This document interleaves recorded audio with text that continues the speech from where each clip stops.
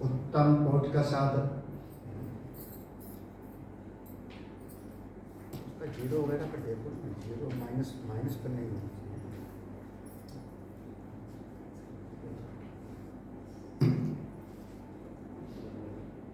उत्तम कोट का साधक आवाज को समझो ना, गला जैसे दबा रहा है। कल ठीक था,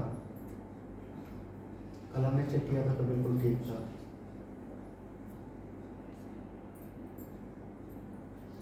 तो अपना मोबाइल में देखो, रोज यही चलता रहेगा। तुम लोगों ने कुछ किया था क्या इधर उधर?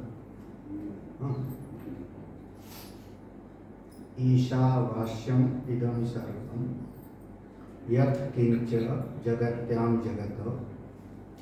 यह जो पहली ऋचा है, यह उत्तम अधिकारी के लिए उपदेश है।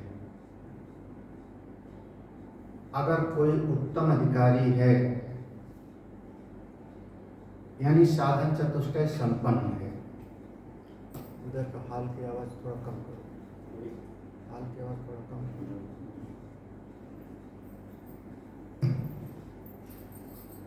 कोई उत्तम अधिकारी है तो केवल पहले मंत्र का ही भाव समझ करके और उस स्वरूपनिष्ठ हो जाएगा। यह सारी सृष्टि ईश्वर से ही व्याप्त है।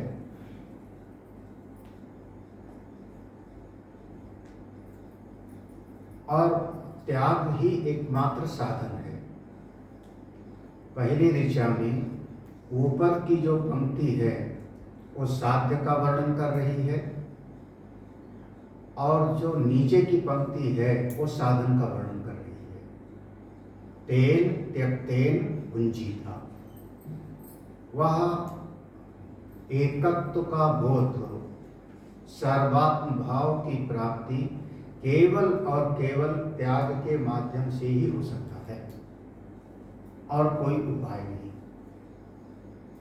इतने में ही उत्तम अधिकारी को तो बोध हो जाता है। लेकिन अगर किसी साधक के सामने उसका गंतव्य बिल्कुल स्पष्ट नहीं है, हम चाहते क्या हैं ये बिल्कुल क्लियर कंसेप्ट नहीं है उसका, और देहात्म बुद्धि भी अच्छी तरह से है, देहो हम शरीर में हूँ, तब वो फिर एक प्रथम ऋचा का भाव नहीं पकड़ पाएगा, वो मध्यम कोटि का हो गया, अभी वो साधन चतुष्टय संपन्न नहीं है।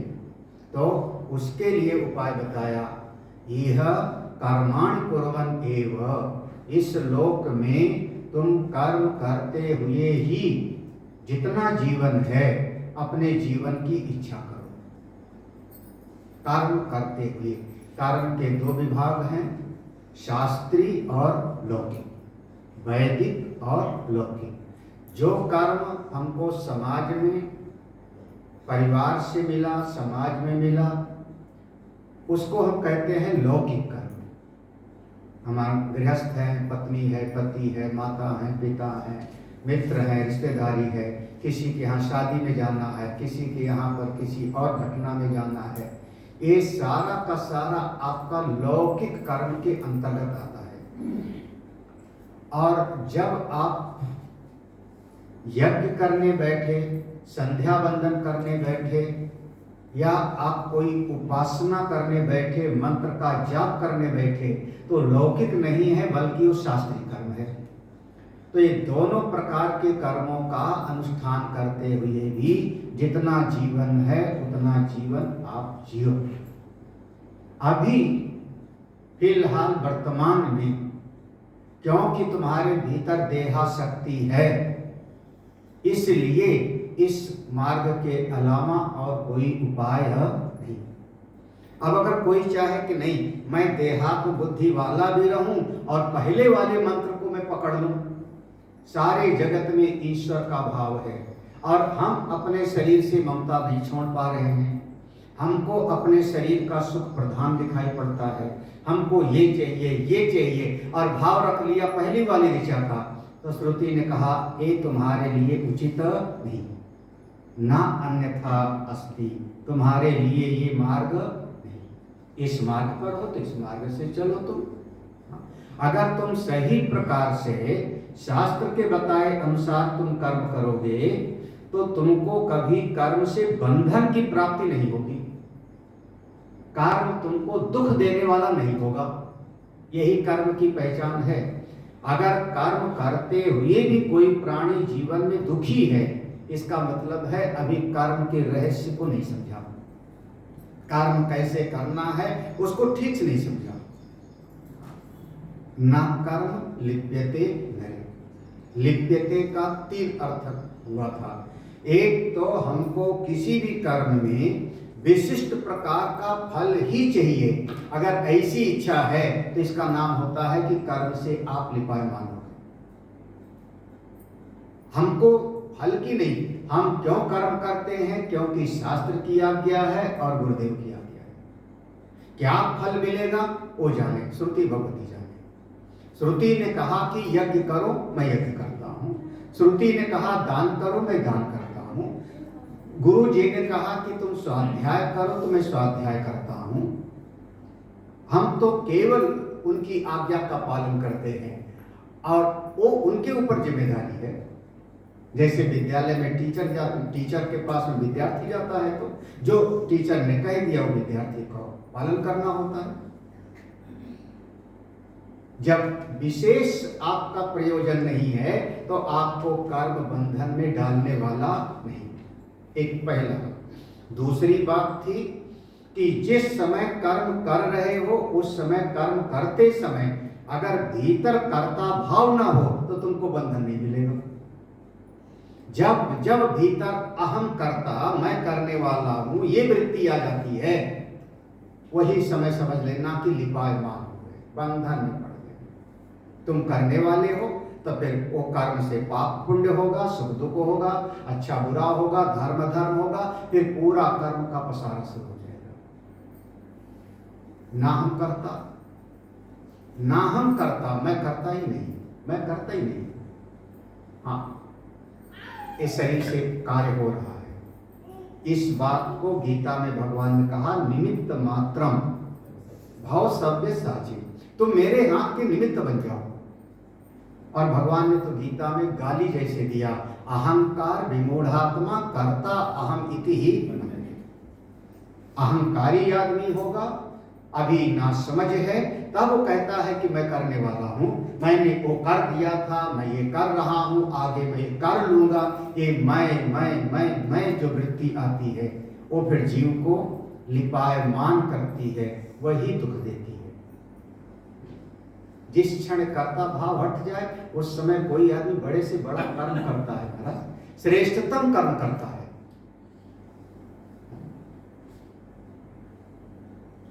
पूज्य गुरुदेव का एक बहुत प्रिय शब्द था, thy will be done not my. प्रभु आपकी इच्छा पूरी हो, आप जो चाहते हैं वो पूरा हो, हमारा कुछ नहीं, हमारा कुछ नहीं। तो तीसरा लक्षण था लिपायमान का।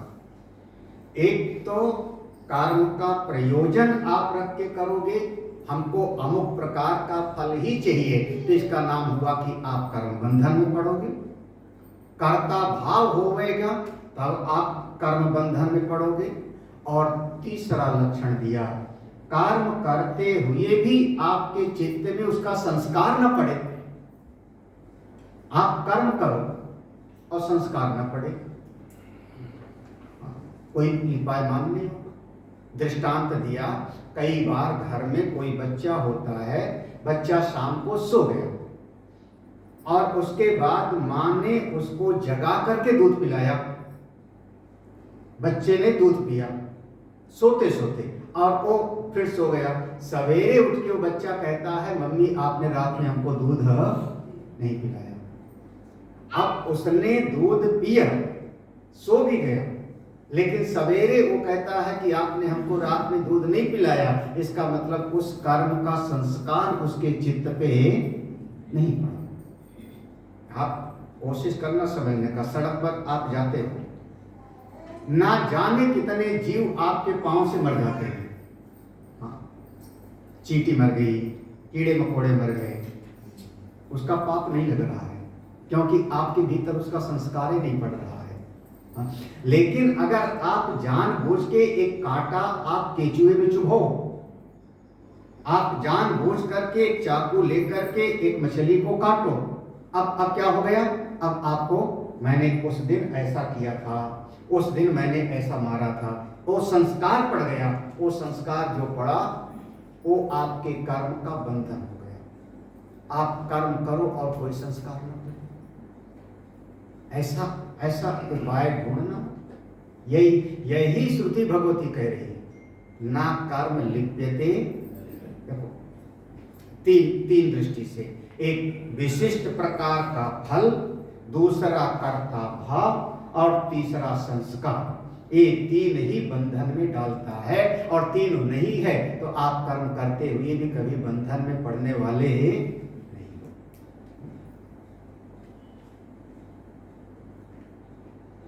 तीसरा मंत्र है, तीसरे मंत्र में एक प्रकार से श्रुति भगवती जगाती है।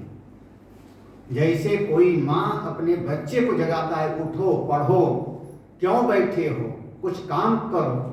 उत्तिष्ठत जागृत प्राप्त वरान निबोधत, मत पड़े रहो इस अज्ञान की निद्रा में, इस मोह की निद्रा में मत पड़े रहो, आप आगे बढ़ो, आगे बढ़ो। तो जैसे एक माता पिता बच्चे को आगे बढ़ने के लिए प्रेरणा देते हैं, ऐसे वेद भगवान तीसरे मंत्र में हमको जगा रहे हैं, प्रेरणा दे। लेकिन तरीका क्या है? निंदा करने के माध्यम से। हमने कल भी एक दृष्टांत दिया था कि घर में कोई मेहमान आ जाए और छोटा बच्चा है, पढ़ने लिखने में मन नहीं लगता, तो अगर मेहमान ने पूछा क्या बनेगा तू, तो माँ गुस्से में कहती है हलवाई बनेगा। तो वहां पर अगर ये शब्द प्रयोग किया गया तो इस शब्द के प्रयोग में उस बालक की बुराई नहीं है, इस शब्द के प्रयोग में है कि उसको आगे बढ़ना है, शिक्षा की उपयोगिता है, मेहनत करे। उसी प्रकार से वेद भगवान ने कहा, अगर कोई ऐसा व्यक्ति है, अगर कोई ऐसा व्यक्ति है जो इस जगत में रहते हुए आगे बढ़ने का प्रयास नहीं किया, आगे बढ़ने का, अपनी आत्मा को जानने का प्रयास नहीं किया, मैं कौन हूं, कहां से आया हूं, किस लिए आया हूं, मेरा स्वरूप क्या है, मैं कौन हूं, संसार के सारे काम किया, संसार के जितने कार्य हैं वो सब अच्छी तरह से निभाया, मैं कौन हूं ये पता नहीं, और अपने आप को जाने बगैर यहां से चला गया, उसका नाम हुआ प्रेत्य। इसीलिए मृत्यु के बाद में जो 13वीं तक काम होता है उसको हम लोग कहते हैं प्रेत कर्म। प्रेत कर्म माने वो जीव वहां से निकल गया। प्रैति वो गति के अर्थ में है, शरीर को छोड़ के चले जाने का नाम होता है प्रैति, और उससे बन जाएगा फिर प्रेत। तो प्रेत्य का अर्थ भूत वाला नहीं है कि वो जो है रात में डांस करे वाला। प्रेत्य का अर्थ हुआ शरीर को छोड़ के जो चला गया। तो प्रेत्य अभिगच्छन्ति, जो शरीर को छोड़ के जावेगा, कहां जावेगा? ताम प्रति। ते बहुवचन में है, पहले नीचे की पंक्ति देखना, ते नीचे में देखोगे तो दिखेगा, कहीं है ते प्रेत्य अभिगच्छन्ति। ते माने वह लोग इस शरीर को छोड़ के, प्रेत्य अभिगच्छन्ति चले जाते हैं, किसके प्रति, कहां जाएंगे? ताम प्रति। अब ताम को लगाना पहले, ताम प्रति, वहां पर पहुंचेंगे, कहां पर? जहां पर प्रकाश का नामो निशान नहीं। असूर्या माने सूर्य की रोशनी नहीं पहुंचती। और ये तो हमारी पृथ्वी पर भी ऐसे जगह है जहां 3-3 महीने तक रातें होती है। कौन कौन सा उसकी कंट्री है, 3 महीने तक रात होती है, और कई ऐसी है जहां 3 महीने तक सूरज डूबता ही नहीं, और वहां पर बर्फ की मोटी चादर पड़ी है, वहां पर लोग कुत्ते को पालते हैं, उसी की गाड़ी पर चलते हैं, पालते हैं पशु, उसी को मार के खाते हैं। वहां पैदा हो गए तो वहां पैदा, प्रेत्य अभिगच्छन्ति, कहाँ पर? जहां प्रकाश का नामो निशान है। अब दो दृष्टि है। एक तो इस कमरे में कोई प्रकाश ना हो, सब बिजली बंद कर दिया, खिड़की पर्दा बंद कर दिया, रोशनी नहीं है कमरे में, तो हम कहेंगे पूरा कमरा घना अंधकार से युक्त है, हाथ को हाथ सुझाई ही नहीं। अब क्या कह रहे हो? कमरे में घना अंधकार है, पहली स्थिति। दूसरी स्थिति है कि कमरे में खूब अच्छी रोशनी है, सूर्य की किरणें आ रही हैं, लेकिन हमारे नेत्र में कोई दोष है, तो हम कहते हैं हमको कुछ दिखाई ही नहीं। देखो दो घटना, एक तो कमरे में अंधकार है तब आपको नहीं दिखाई पड़ रहा है, और दूसरे नेत्र में देखने की दृष्टि नहीं है तब भी हमको कुछ दिखाई ही नहीं। दो शब्द है, अंधेन और तमसा। तो ये दो शब्द क्यों प्रयोग किया गया है, इस पर विचार है। अंधेन तमसा दोनों का अर्थ एक ही होगा। तो वहां पर वर्णन है कि एक तो ऐसा व्यक्ति जिसने अपनी आत्मा को नहीं जाना, उसको सारा जगत अंधकारमय लगेगा, अंधेन, और अपनी दृष्टि भी उसकी खुली ही। दो, बाहर से भी अंधेरा और भीतर से भी अंधेरा। आप कह सकते हो धृतराष्ट्र के जैसा, ना बाहर के नेत्र ना भीतर के नेत्र। अंधेन तमसा आवृता, अंधकार से और तमस से आच्छादित है। अब ऐसे कई बार देखो, एक घटनाएं घटती हैं। लखनऊ के पीजीआई में कोई एक है, अटेंडेंट है, और हमने पूछा तो उनकी ड्यूटी वही लगती है जो सब के सब जो है पूरी तरह से उस वार्ड में जो आखिरी स्थिति में है, मतलब कोमा में पड़े हुए हैं, बड़े परिवार वाले हैं, पैसा दे देते हैं और वो केवल जिंदा रखते हैं और पैसा उनसे मिलता है हॉस्पिटल को, वो सब और उनकी सेवा। तो हमने पूछा कि कैसा लगता है तुमको उनके बीच में रह करके, दिन रात जिनके होश नहीं है, पड़ा हुआ है, नली लगी हुई, उन्हीं को तुम देख रही हो, कैसा लगता है? उनका स्वामी ये सब बेकार लगता है, दुनिया बेकार लगती है। हाँ, कैसा लगता है संसार? एक समय पर ये सारे जगत को देख करके आपके अनुभव का निचोड़ क्या निकला?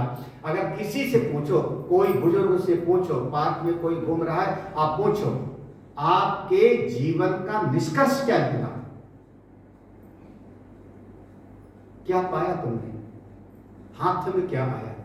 तो आदमी कहेगा महाराज किया सब, लेकिन कुछ काम नहीं आया।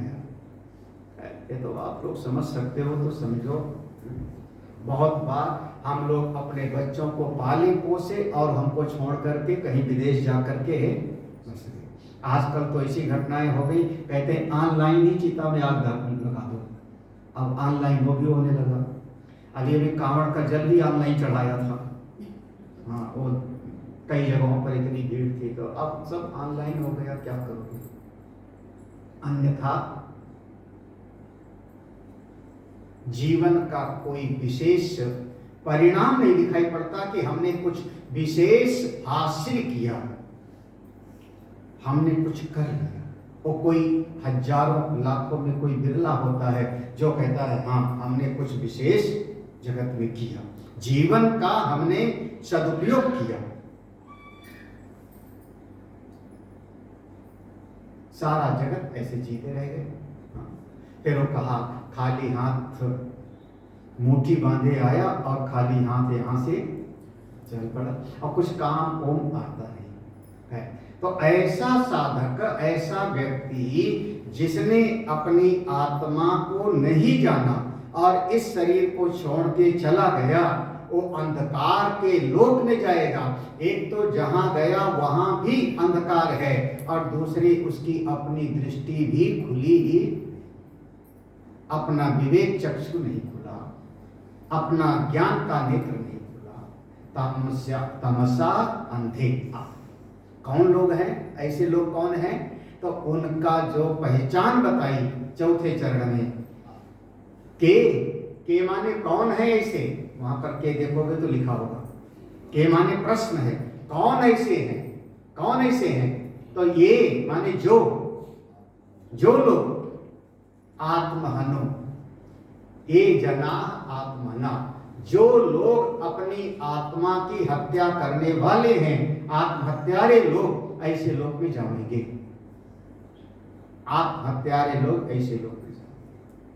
अब सोचो, आत्मा तो अजर अमर है, आत्मा अमर है, उसकी मृत्यु नहीं हो सकती, तो फिर आत्महत्या कैसे? दुनिया में, संसार में, लौकिक जगत में लोगों ने शरीर को ही मैं मान रखा है, ये शरीर ही मैं हूं। तो शरीर को मार दिया तो आदमी कहता है कि इस व्यक्ति ने आत्महत्या, वो बहुत सही शब्द नहीं है। शरीर की हत्या किया उसने, बस ये है कि उसने मान रखा है कि शरीर ही मेरी आत्मा है, शरीर ही सब कुछ है, मैं शरीर ही हूं। तो शरीर को मार दिया, आग लगा दिया, और मान लो कुछ और किया, तो आदमी ने कहा कि अमुक व्यक्ति ने आत्महत्या किया। लेकिन आत्मा की तो हत्या हो ही नहीं सकती, वो तो नित्य है, शुद्ध है, अजन्मा है, अमर है। तो आत्महत्या का मतलब यहाँ पर अर्थ होगा कि जो दृष्टांत दे के समझाया कि कोई एक दरिद्र आदमी है, भिखारी है। लखनऊ में एक जगह सत्संग होता था, हनुमान सेतु नाम की जगह है, नीम करोली का। तो वहाँ एक आदमी जूता रखवाली करता था बगल में, हनुमान सेतु देखा होगा वहीं जहाँ सत्संग हाल था, बगल में उसका था छोटा सा ऐसा गुफा जैसा बना था, ऐसे लकड़ी रखता था, उससे उठा के जूता, हमारे जूता रखने का पैसा नहीं लेता था, चप्पल रखने का, और सबके जो है चप्पल रखने का 8 आना 1 रुपया लेता था, ऐसा था। मंदिर से खाना मिल जाता था, मंदिर में रहने का गुफानुमा था। महाराज वहीं पर वो मर गया था, वहीं मर गया था। जब मर गया था तो करीब 20 लाख की एफडी रखी थी उसके यहाँ, और ये जो तांबे के छोटे छोटे लोटा होते हैं, ये जो 13वें रोज में पूजा वूजा में काम होता है, ऐसे सैकड़ों लोटे जिसमें सिक्के भरे पड़े थे, रखे थे, और उसके बिस्तर पे बहुत सारा पैसा मिला। फिर मंदिर वालों ने बढ़िया भंडारा किया, बढ़िया भंडारा किया, और खूब मंदिर में जो है वो सब हुआ। और वो हमको जब बताया उन्होंने, स्वामी जी इतना मिला उसके पास में, तो हमको भी एक बार धक्का लगा, चौंके। और जिंदगी भर किया क्या उसने, बस ऐसे डंडा से ऐसे उठाता था चप्पल, यहाँ रख देता था, 1 रुपया 2 रुपया जो दे देता था। अब जो उसके पास संपत्ति थी, जिस संपत्ति से वो बढ़िया घर बना सकता था, बढ़िया वस्त्र पहन सकता था, या हो सकता है कि बढ़िया जीवन जी सकता था, उसने किया नहीं। और वो सब रखे रखे वहीं पर वो मंदिर का खाते हुए, फटा कपड़ा पहनते हुए सही मर गया।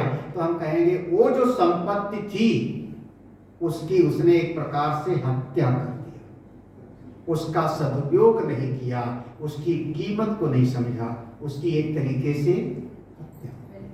हाँ, इसी का नाम हत्या है, इसी का नाम हत्या है।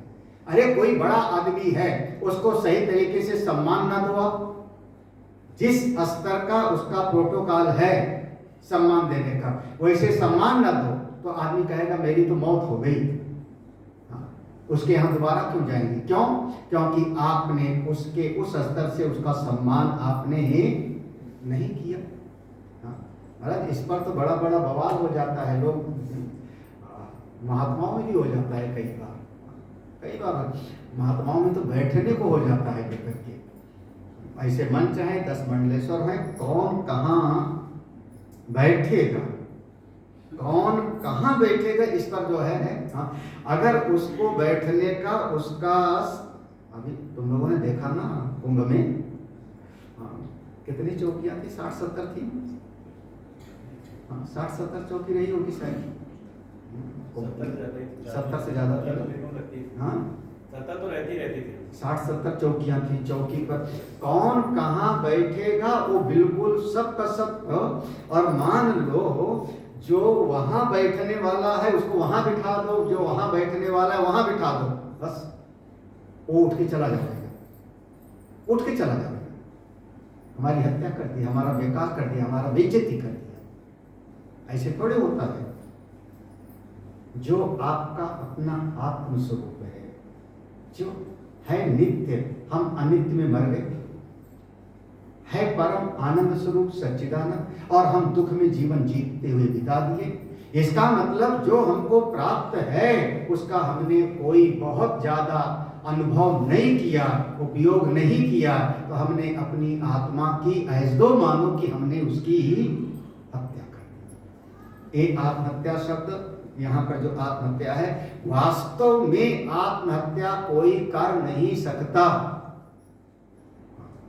अच्छेद्योयम अदाह्योयम अक्लेद्यो शोषित। तो कैसे आत्मा को कोई मारेगा? तो आत्मा को नहीं, बल्कि जिस देह को उसने मैं मान रखा है उसी देह को मारता है। तो लोक में हम उसको कहते हैं इसने आत्महत्या किया।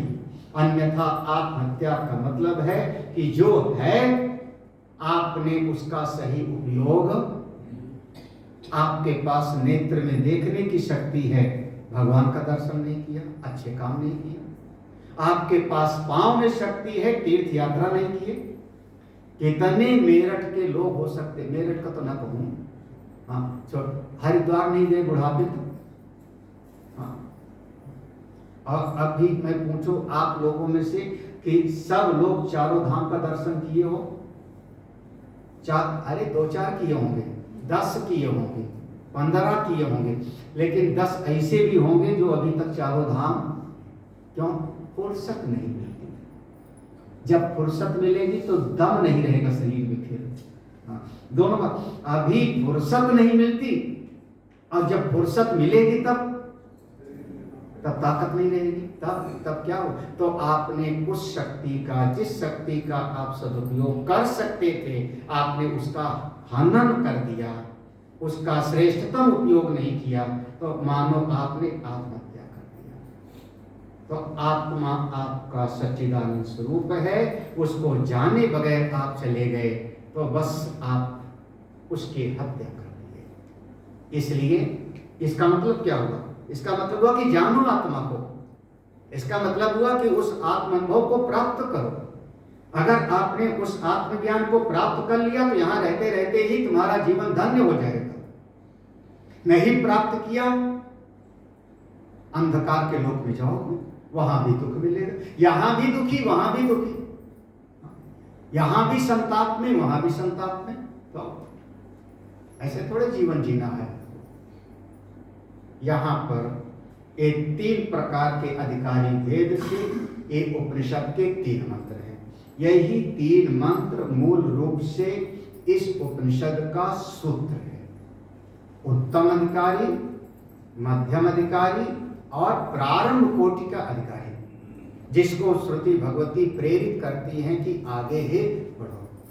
अब ये तीनों मंत्र का व्याख्यान है आगे, इसका विस्तार है। तो पहला मंत्र है सूत्र, और चौथे मंत्र से लेकर के फिर 8वें मंत्र तक उसका होगा व्याख्या। चौथा, 5वां, 6ठा, 7वां, 8वां, 5 मंत्र। पहले मंत्र में जो बताई है उसका विस्तार में व्याख्या, इसको कहते हैं सूत्र भाष्य शैली। और जो दूसरे वाले मंत्र में है कुर्वन्नेवे कर्माणि, उसका व्याख्यान बाद के 6 मंत्रों में होगा। हाँ, फिर 9 से 14 6 मंत्रों में उसका व्याख्यान है। और जो तीसरा वाला मंत्र है असुरिया नाम तेलो का, इसका व्याख्यान जाके होगा अंतिम तक। इस प्रकार से इसका आप कलेक्ट है, इसका विभाग है। हम लोग पढ़ते हैं आगे का मंत्र। अनेजदेकं मनसो जगीयो,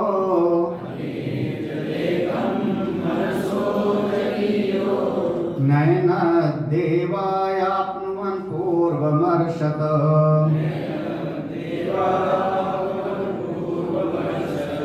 तद्धावतोऽन्यानत्येति तिष्ठत् तस्मिन्नपो मातरिश्वा दधाति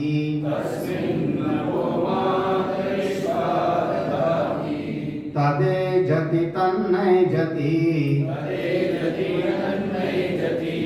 तदधूरे तदवन्तिके तदन्तरस्य सर्वस्य तदु सर्वस्यास्य बाह्यतः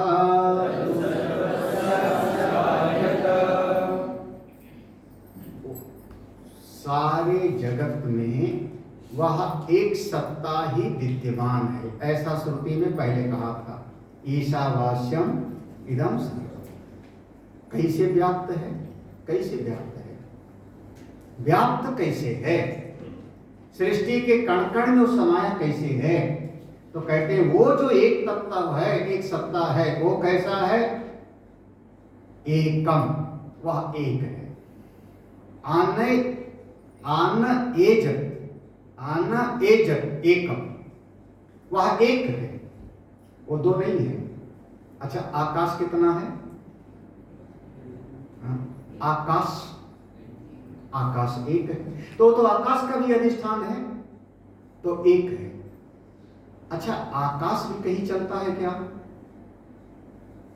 आकाश आज, हाँ, घड़े का आकाश यहां से वहां जाएगा, लेकिन ये जो अंतरिक्ष है, अनंत आकाश, वो आकाश के भीतर वायु चलती है, लेकिन आकाश, आप चाहे जितने करोड़ों प्रकाश वर्ष दूर चले जाओ, आकाश तो सब जगह पर व्याप्त है ना।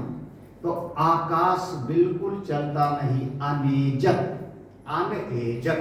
ऐसे आपका एक आत्मा है जो बिल्कुल चलता हिलता डुलता नहीं, अनेजत। एजत माने कंपन करना, चलना। अन आगे लग गया, उपसर्ग है, बिल्कुल चलायमान नहीं, अपनी महिमा में अवस्थित है। ज्यों का त्यों, अनेजत, अनेजत, अन धन एजत। एजत माने गति करना, चलना, और उसमें कोई गति नहीं, अपनी महिमा में विराजमान, एक है। अच्छा, फिर ठीक है, आकाश सब जगह है, हम यहां से चले, हाँ, सुपरसोनिक जहाज पे बैठ के चलो, तो जहां आप जाओगे वहां आकाश पहले से है कि नहीं है? जहां भी जाओगे आप, लोक परलोक में भी जाओगे, अरे स्वर्ग में भी जाएगा तो वहां भी तो आकाश होगा। वैकुंठ में आकाश होगा कि नहीं? खाली जगह होगी कि नहीं वैकुंठ में या क्षीर सागर में?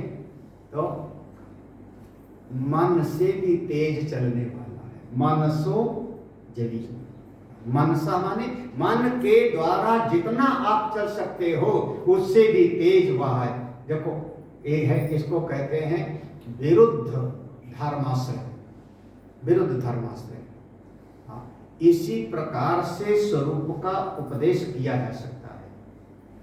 दो विरोधी बातें कही जाती थी और उसी से आपको समझना है। वो बिल्कुल चलता नहीं और मन से भी तेज है, मन सहजगी, मन से भी तेज चलता है। लो, अच्छा, अभी मेरा मन चला गया बंबई, हमारे बंबई के आश्रम में, हमारा बंबई के फ्लैट, वहां आकाश है, इसका मतलब मेरे मन के जाने के पहले ही वहां और आकाश की दृष्टि से पूछो तो आकाश कहेगा मैं तो कहीं चलते नहीं, मैं तो बस केवल तुम्हें स्वरूप में। अनेजत एकम मनसः, मन से भी तेज गति से चलने वाला। हाँ, अब ये जितने भी देवता हैं, ना एनत देवा, ना एनत देवा आपनुवन पूर्वम, पूर्वम पहले, एक तद्देवा, ये सारे देवता लोग, ना आपनुवन पहले, ये सारे देवता लोग चाहे कितना प्रयास किए लेकिन उसको प्राप्त नहीं कर पाए। अब यहां पर एक उदाहरण केनोपनिषद का है, उस उद्धरण को भी ले आते हैं, और इंद्रियों के अधिष्ठात्र देवता की भी बात आती है। केनोपनिषद का जो उद्धरण है कि वो फिर अग्नि के देवता गए, यक्ष को जानू, नहीं जान पाए, जो जो सुना है याद करो, लौट आए। फिर उसके बाद पवन के देवता गए, फिर जल के देवता गए, सब गए, अंत में इंद्र गया है, और इंद्र को फिर वहां पर एक बहुत श्रेष्ठ देवी ब्रह्म विद्या स्वरूपिणी ने उपदेश किया। तो वो देवता लोग उसको नहीं जान पाए, ये तो उद्धरण में है। और हमारी इंद्रियां भी देवता हैं। आप आंख से जितना भी देखना चाहोगे, सब नाम रूप को देखोगे, उस ब्रह्म को नहीं देख सकते। आपका नेत्र वहां पर नहीं पहुंच पाएगा। आपका जिह्वा से चखना चाहोगे तो आप रस खट्टा मीठा चख लोगे, लेकिन उस ब्रह्म को प्राप्त एतद् देव, ये सारी इंद्रियां उस परमात्मा को प्राप्त नहीं करती। क्यों? तद्धावतो अन्यान अत्येति तात तिष्ठत अन्यान धावतो अत्येति, वो स्थित रहते हुए ही, अपनी जगह पर स्थित रहते हुए, तात तिष्ठत, तात वह कौन? अपना आत्मा। जिस आत्मा को जानना है, वो अपना आत्मा एक जगह पर स्थिर रहते रहते ही दौड़ने वालों को भी पार कर जाता है, दौड़ने वालों को भी पार कर जाता है। धाव तो अन्य सिद्धांत वही है। तस्मिन, उसी में, उसी आत्म स्वरूप में, यह जो वायु आदि के देवता हैं मातरिश्वर, वो भी उसी के भीतर ही उनका गमनागमन होता है। सब का सब अपनी आत्मा के भीतर ही आता है, जाता है, चलता है, फिरता है। वो अपना आत्मस्वरूप है, ऐसा अपना आत्मस्वरूप। आप एक हो, स्थिर हो, सर्वव्यापक हो, इंद्रिय आदि से परे हो, और हमारी सत्ता से सारे जगत की सत्ता है। तस्मिन् अपो, उसी में यह अप मातरिश्वर दधाति, यानी मेरी सत्ता से जगत की सत्ता है।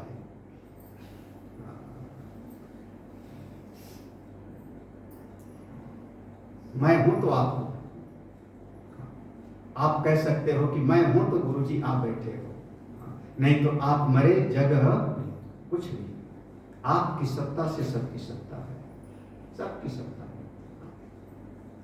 वो उसको जानो, उसको जानो। नहीं समझ में आया, वेद भगवान ने इसको पुनरावृत्ति किया, फिर से समझो। तद एजति, तात एजति, वो चलता है। तात न एजति, वो चलता भी नहीं है। अच्छा, मैं खाता हूं कि नहीं खाता हूं? दोपहर आप लोग कहोगे ठीक है, दोपहर में देखूंगा फिर स्वामी जी। खाता हूं कि नहीं खाता हूं? क्या क्या खाता हूं कि नहीं? ममता, अनुराधा, खाता हूं कि नहीं खाता?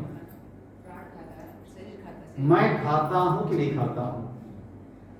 हाँ, खाता हूं। देखो यही है। अच्छा अच्छा, मैं बोलता हूं कि नहीं बोलता हूं? हाँ?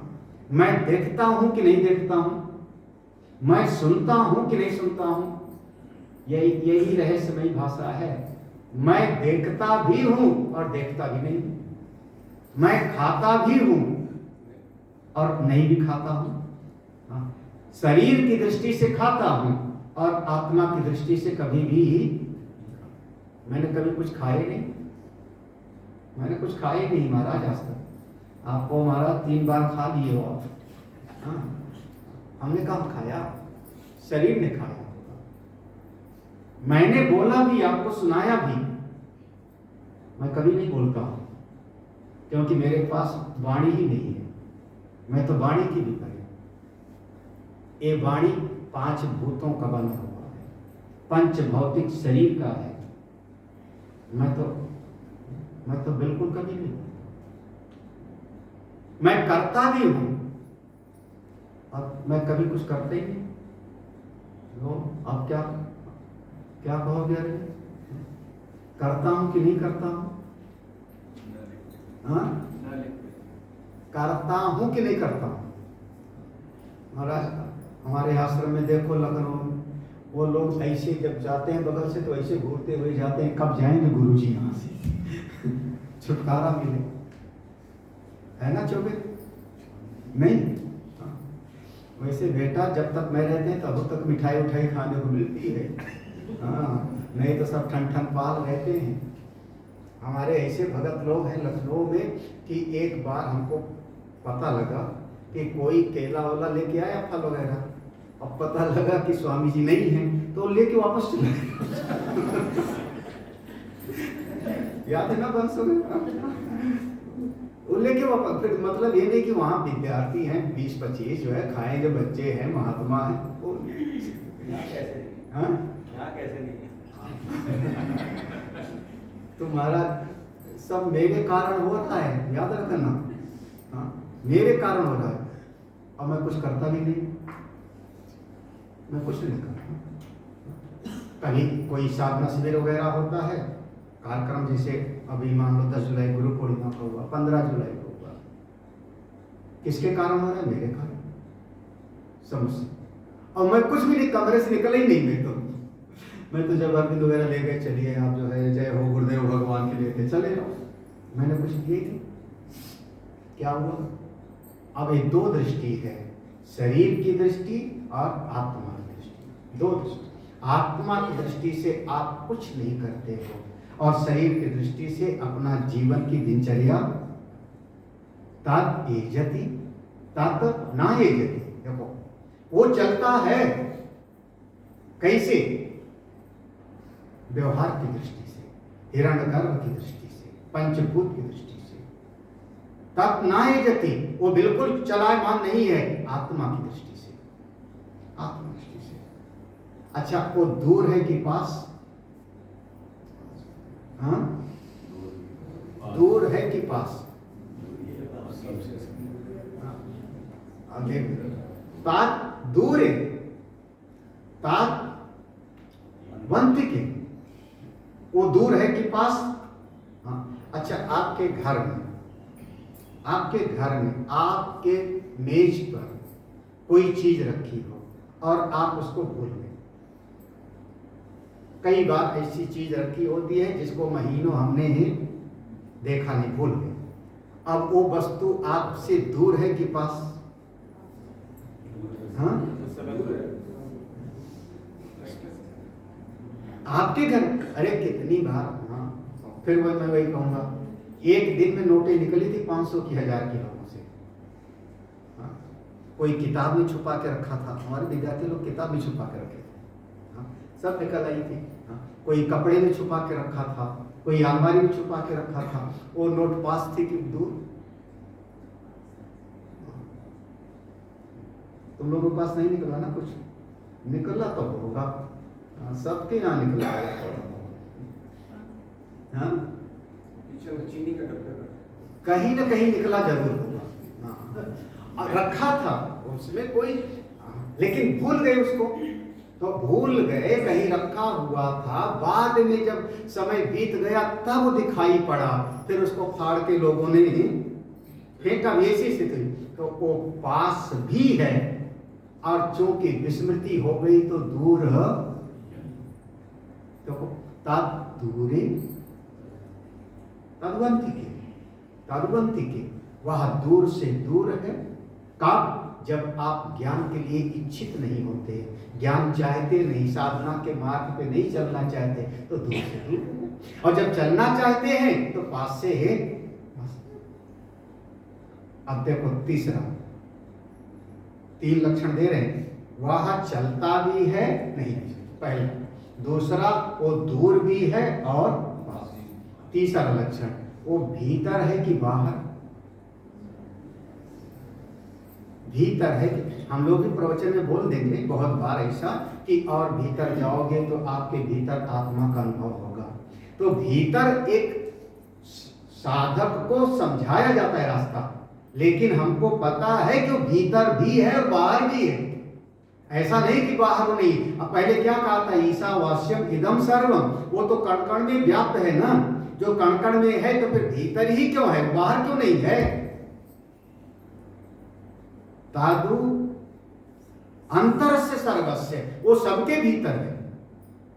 आपके रोए रोए में है, कण कण में वही है, उसके बगैर किसी की सत्ता ही नहीं है। आपकी एक एक सांस वही है।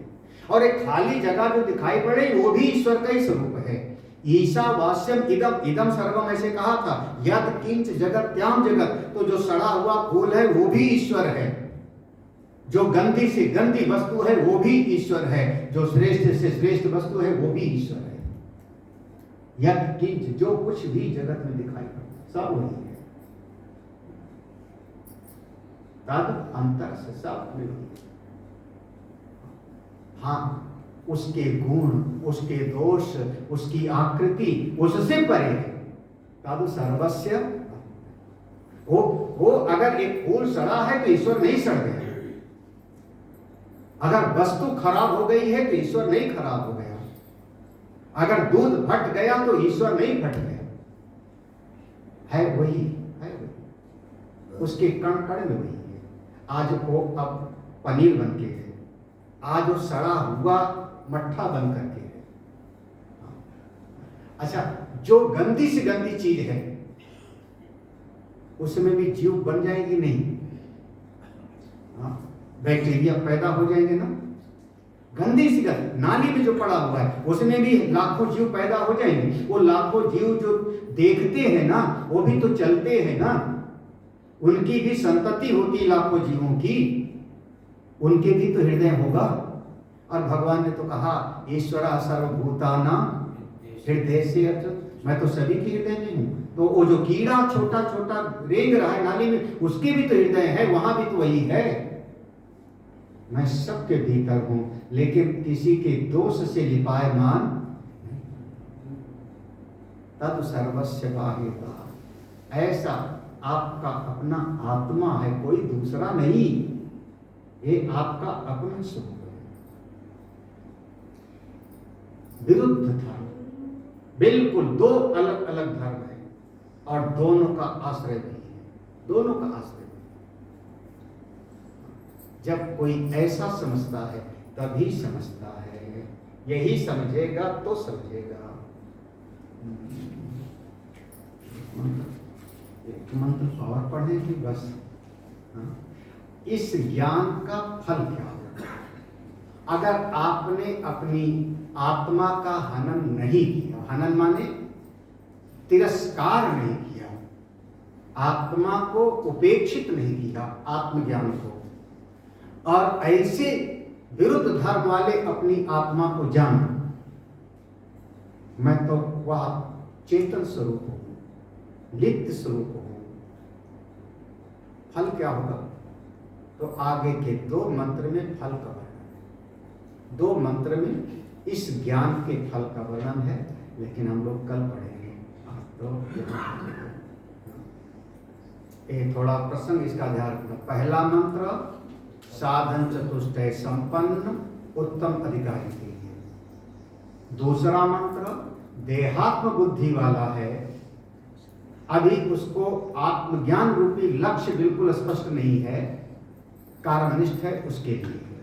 तीसरा मंत्र है श्रुति भगवती सबको प्रेरित करती हैं निंदा करने के माध्यम से आत्मज्ञान के मार्ग पर बढ़ो, आत्मा का आनंद नहीं करो। तो पहले मंत्र का व्याख्यान फिर आगे आता है, या अनेजदेकम से, और आगे के तीन मंत्र अभी और हैं, तो हम लोग कर पढ़ते हैं। ओम पूर्णमदः